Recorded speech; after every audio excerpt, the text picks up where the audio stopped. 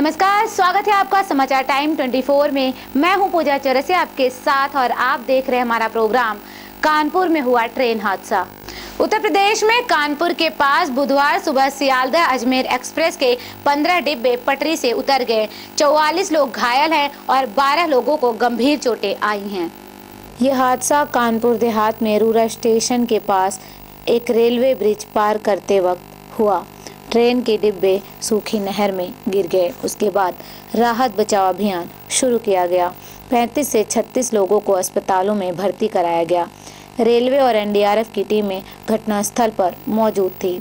Sealdah Ajmer express 12987 के हादसे में ट्रेन का गार्ड भी जख्मी हुआ। इस ट्रेन के 15 डिब्बे जो शिकार हुए उनमें से 13 डिब्बे स्लीपर क्लास के थे और 2 डिब्बे जनरल बोगी के थे। बता दें कि ये घटना बुधवार सुबह 5:20 पर हुआ था। रेल मंत्री सुरेश प्रभु ने कहा कि घायलों को उचित चिकित्सा मुहैया कराई जाएगी और मुआवजे भी दिए जाएंगे। घटनास्थल पर एनडीआरएफ की टीम भी पहुंची थी। रेलवे के पीआरओ अनिल सक्सेना के मुताबिक कानपुर देहात में रूरा स्टेशन पे सुबह करीब 5:30 बजे यह हादसा हुआ। आपात सेवा के लिए एम्बुलेंस और मेडिकल ट्रेनें भी मौके पर पहुंच गई। डॉक्टर और राहत एजेंसियों की टीमें घटनास्थल पर पहुंची। उन्होंने बताया कि फिलहाल कोई यात्री डिब्बों में नहीं फंसे थे। पीआरओ ने बताया कि इस हादसे के बारे में फेसबुक और ट्विटर के माध्यम से भी जानकारी दी गई। अनिल सक्सेना ने बताया कि छठे से लेकर 20वां डिब्बा यानी 15 डिब्बे पटरी से उतर गए थे। दुर्भाग्य से जो बहुत बड़ा हादसा कानपुर के नजदीक हुआ है उसके बारे में उच्च स्तरीय जांच करने का निर्देश मैंने फौरन दे दिए हैं। वो जांच चल रही है। उसके बाद में जो भी कार्रवाई की जाएगी वो करने की आवश्यकता को हम जरूर करेंगे। लेकिन अभी जरूरत है कि जो भी मरीज है, जो भी इंजर्ड है, उनकी मदद करना। इसके लिए हम लोगों ने रेस्क्यू ऑपरेशन, रिलीफ ऑपरेशन बड़े पैमाने पे चालू कर दिया है। पूरे देश से जहां जहां भी संभव होता है नजदीक से सभी हमारे जितने रिसोर्सेज थे उसको पूरी मात्रा में मोबिलाइज किया है। Director general health services Delhi से भेजे गए हैं। आरपीएफ के डायरेक्टर जनरल दिल्ली से भेजे गए हैं। हम लोगों ने हमारी जो एक्शन रिलीफ वैन होती है वहां भी पहुंच गई है और हमारे सभी जनरल मैनेजर से लेकर सभी लोग वहां पर मौजूद है। मैंने मनोज सिन्हा जी को भी कहा था आने के लिए, वहां भी वो भी सुबह ही पहुंच गए हैं। हमारे 2 member railway board, 3 railway board के मेंबर आए और मैं और हमारे चेयरमैन रेलवे बोर्ड मित्तल जी आज अभी दोनों हम यहाँ पर पहुंचे हैं। अभी हम जाके वहां पर सभी लोगों के स्टेट गवर्नमेंट के साथ में भी मिलकर इस सभी चीजों का ज्यादा से ज्यादा लोगों को राहत देने के लिए जो भी मदद करने की जरूरत है वो करेंगे। अभी इमीडिएटली हमारे सामने जो कार्य ये है कि रिलीफ देना, लोगों को राहत देना, लोगों की मदद करना, वो काम हम कर रहे हैं। मैं आपको सबको विनती करता हूं सब लोग सहायता करें ताकि हम सब मिलकर जितने जल्द हो सके लोगों को सहायता दे पाएंगे। ताजा जानकारी के मुताबिक इस हादसे में ट्रेन का गार्ड भी जख्मी हुआ है। रेल मंत्री सुरेश प्रभु ने ट्वीट कर कहा कि हालात पर हम व्यक्तिगत रूप से अपनी नजर बनाए हुए हैं। वरिष्ठ अधिकारियों को घटनास्थल पर तत्काल पहुंचने का निर्देश दिया गया और घायलों को तुरंत चिकित्सा सहायता भी दी गई। घटना किस वजह से हुई इसकी अभी जांच की जा रही है। इस हादसे के होने के कारणों का अब तक पता नहीं लग पाया है।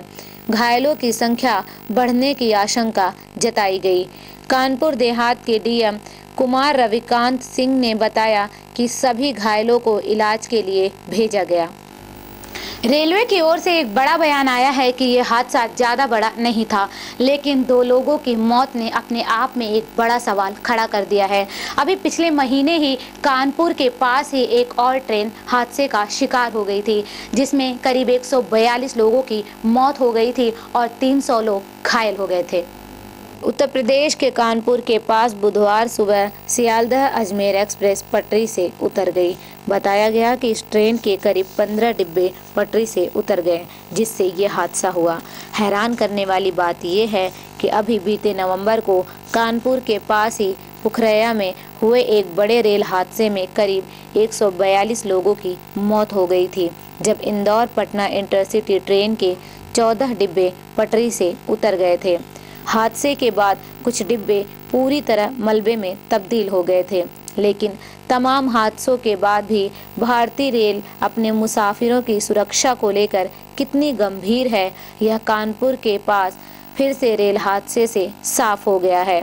सिग्नलिंग सिस्टम में चूक और एंटी कोलिजन डिवाइसेस की कमी से भी आए दिन हादसे होते रहते हैं। वैसे तो हर साल ट्रेन में छोटी बड़ी दुर्घटनाएं होती रहती हैं, लेकिन 86% घटनाएं रेलवे सिस्टम में कमी की वजह से होती हैं।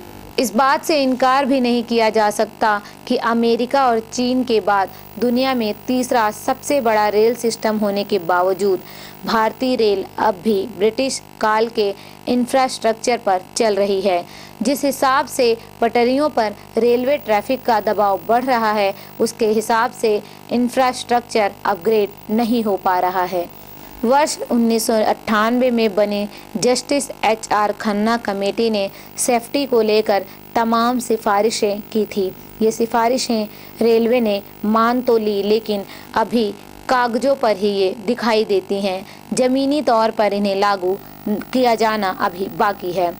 कमेटी ने रेलवे के डिब्बों के बीच होने वाले घर्षण में सुधार के लिए अमेरिका और यूरोप की एजेंसियों से तालमेल कर जरूरी उपाय किए जाने की सलाह दी थी। मोबाइल ट्रेन रेडियो कम्युनिकेशन को प्रायोरिटी पर रखे जाने की सलाह दी गई थी, लेकिन अब भी मामला लो प्रायोरिटी पर है।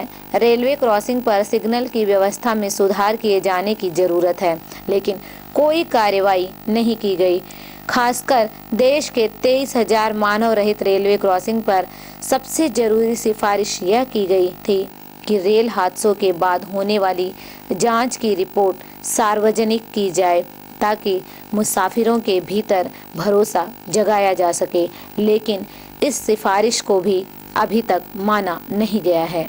एक और तो सरकार बुलेट ट्रेन लाने की बात कर रही है, तो वहीं दूसरी ओर मूलभूत ढांचों में बदलाव न होने की वजह से सरकार की नाकामी सामने आ रही है। इस समय सबसे बड़ा सवाल खड़ा हो गया है ट्रेन की सुरक्षा। आज के हमारे इस प्रोग्राम में बस इतना ही। देश और दुनिया की तमाम खबरों के लिए बने रहिए हमारे साथ, देखते रहिए समाचार टाइम 24। नमस्कार।